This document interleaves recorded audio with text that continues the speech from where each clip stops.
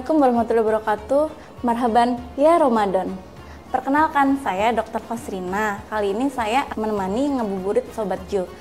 Nah, pernah nggak Sobat Jo berpikir apa yang terjadi pada tubuh kita saat berpuasa?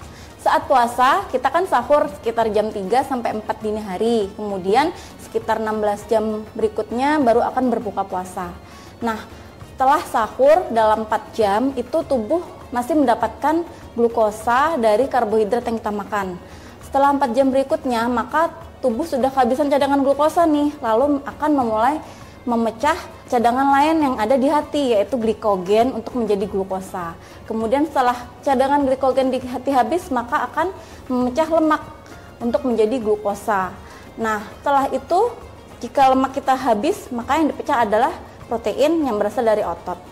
Pernah nggak Sobat Jo memikirkan apa yang terjadi di dalam organ tubuh kita saat berpuasa?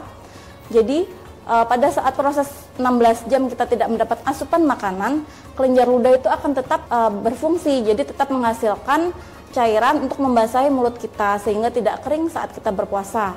Kemudian di lambung yang biasanya akan mengolah makanan yang kita telan akan bisa beristirahat sehingga menurunkan produksi asam lambungnya.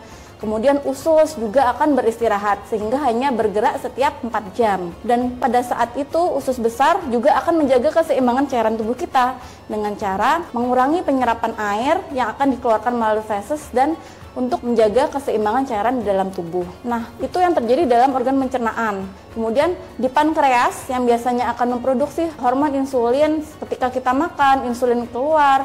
Nah, karena kita tidak makan, hormon insulin itu akan berhenti diproduksi. Sebagai gantinya, nanti yang dipecah adalah glukosa dari hati. Kemudian, puasa ini juga bisa memicu faktor neurotropik yang ada di otak. Jadi, itu akan membantu kita untuk meningkatkan fungsi otak. Jadi daya ingat otak itu akan meningkat, konsentrasi, dan kita akan lebih mudah saat menerima pelajaran atau ilmu baru. Dan itu juga terjadi di organ tubuh yang lain, di sel-sel tubuh yang lain akan terjadi proses regenerasi, perbaruan sel, kemudian terjadi detoksifikasi, jadi racun-racun yang ada dalam tubuh akan dibuang dan dikeluarkan melalui urin ataupun feses yang kita keluarkan. Masya Allah Sobat Jo, jadi Allah itu sudah menciptakan kita dengan sebaik-baiknya, bahkan memerintah seluruh sel di tubuh kita untuk menyesuaikan dengan keadaan tubuh kita saat kita berpuasa.